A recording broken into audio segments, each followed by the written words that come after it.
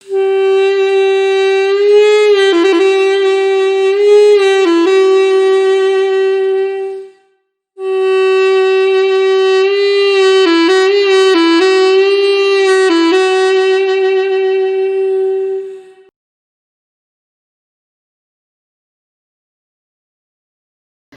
ketika sakratul maut, kita lihat kaum muslimin yang dimuliakan oleh Allah. Terkadang banyak di antara orang yang meninggal, matanya akan melihat ke atas dengan tajaman yang luar biasa, dengan penglihatan yang Masya Allahnya, dengan pandangan yang sangat diam, dengan pandangan yang memendam jutaan rasa di dalamnya. Maka ulama berbagai tafsiran memberikan pandangannya terhadap keadaan tersebut. Yang pertama, sesuai dengan hadis baginda Rasul sallallahu alaihi wasallam, Nabi pernah mengatakan, "Innar ruh idza qubida tabi'ahu al-basar." Sesungguhnya ruh ketika diangkat oleh Allah Subhanahu wa taala, tabi'ahul basar, maka mata kita akan mengikuti kemana ruh itu diangkat oleh Allah Subhanahu wa taala. Itulah sebabnya kaum muslimin, banyak orang yang ketika sakratul maut matanya akan menatap ke atas luar biasanya. Tapi ingat, pendapat ulama yang lain mengatakan tatapannya kosong memandang ke atas, karena ingat kaum muslimin, menahan sakitnya sakratul maut yang luar biasa. Kenapa? Kalau kita lihat tafsiran di dalam ayat suci Al-Quran, maka Allah Jalla Jalaluh mengatakan dalam surah An-Nazi'at dengan tegas dan lugas Allah sampaikan kepada kita, A'udzu billahi minasyaitonir rajim, wan nazi'ati gharqa, demi malaikat yang mencabut dengan kejamnya. Ketika kita lihat siyaqul ayat, susunan ayat, maka ayat tersebut kalimat yang pertama Allah bersumpah dengan menggunakan waw.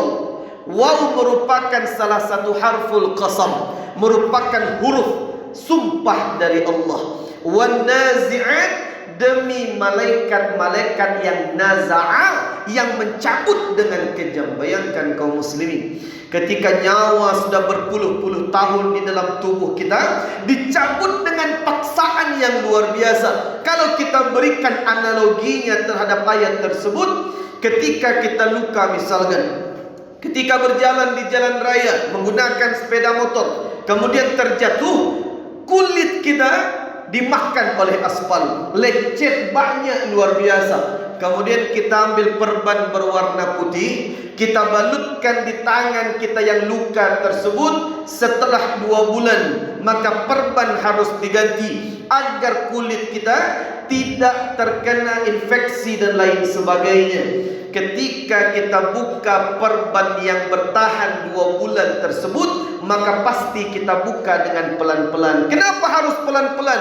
Kalau ditarik dengan sekali tarikan, maka dahsyat sakitnya luar biasa. Bayangkan kaum muslimin, hanya bertahan 2 bulan, tapi lengketnya luar biasa. Bayangkan bagaimana ruh yang sudah terdapat dalam tubuh kita bertahun-tahun lamanya, ditarik dengan sekali tarikan dan cabutan. Bayangkan dahsyatnya kematian akan kita rasakan. Maka ingat kaum muslimin, terdapat kabar gembira kepada kita. Ustaz, orang yang meninggal akan merasakan sakratul maut yang luar biasa. Bahkan ibunda Aisyah pernah mengatakan, sakitnya sakratul maut yang dirasakan Rasulullah sangat dahsyat luar biasa. Makhluk yang paling sempurna bentuknya, makhluk yang paling sempurna fisiknya, tapi dahsyatnya kematian tetap dirasakan oleh baginda Rasul sallallahu alaihi wasallam. Fa kaifa bina? Maka bagaimana dengan kita, hamba yang bergelimang dengan dosa, yang penuh dengan maksiat kepada Allah? Maka kabar gembira untuk kita. Banyak orang yang meninggal dalam keadaan tersenyum, banyak orang yang meninggal dalam keadaan sujud, membaca Al-Quran, sedang berkhutbah, sedang berceramah, tiba-tiba dipanggil oleh Allah, wajahnya penuh dengan senyuman, padahal dahsyatnya sakratul maut luar biasa. Kenapa? Karena sesuai dengan hadis baginda Rasul sallallahu alaihi wasallam, bahwa ketika orang yang saleh, orang yang dekat dengan Allah, orang yang rajin bersedekah, orang yang rajin silaturahim, orang yang selalu menjaga lisannya, orang yang lisannya basah istighfar kepada Allah, ketika ruhnya dicabut oleh malaikat Israel, apa kata Nabi? Futihat lahu abwabul jannah, dibukakan kepadanya pintu-pintu syurga. Belum bisa memasukinya, tapi telah Allah perlihatkan kepadanya dahsyatnya sakratul maut. Pedih yang kita rasakan akan hilang dan sirna ketika melihat syurga terbuka di hadapan kita.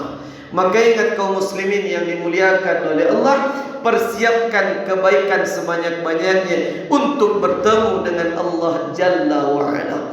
Kalau seandainya kita lihat ke dalam hadis baginda Rasul yang lain, maka Nabi pernah mengatakan, yamutul mar'u ala ma'asha alaih. Seseorang diwafatkan oleh Allah tergantung bagaimana dia hidup di dunia. Ketika dia hidup rajin istighfar kepada Allah Jalla wa'ala, ketika dia hidup dia rajin membaca Al-Quran, ketika dia hidup dia rajin tahlil kepada Allah, ketika dia hidup lisannya terjaga daripada perbuatan maksiat, maka ketika dia meninggal akan mudah dia aplikasikan hadis baginda Rasul sallallahu alaihi wasallam, man kana akhiru kalamihi la ilaha illallah dakhala al-jannah. Siapa yang di akhir hidupnya kalimat penutup yang dia ucapkan adalah la ilaha illallah, dakhala al-jannah, akan langsung masuk ke dalam syurga. Tapi ingat kaum muslimin, tidak segampang itu.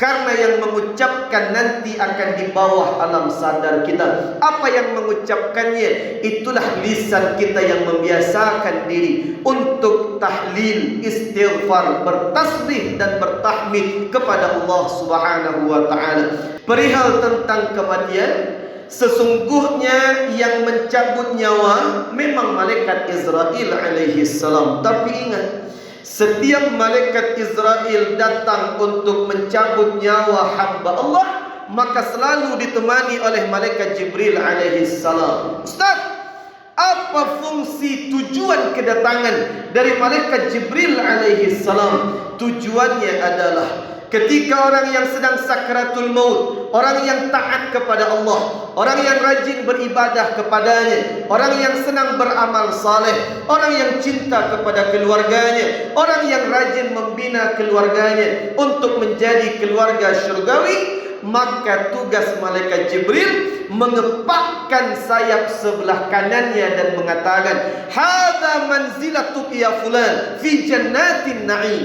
Inilah tempat kembali engkau, syurga yang penuh dengan tingkatan. Sedangkan orang yang ahli maksiat kepada Allah, orang yang lisannya senang menjatuhkan kehormatan saudaranya, orang yang merasa dirinya saleh, orang yang menjatuhkan menghardik anak yatim, orang yang enggan ke masjid, orang yang senang untuk menggunjingkan saudaranya, orang yang menelantarkan anaknya, orang yang tidak memberikan hak-hak orang fakir dan miskin, maka malaikat Jibril alaihi salam akan mengepakkan sayap sebelah kiri dan mengatakan, hadza manzilatuk ya fulan fi nari jahannam.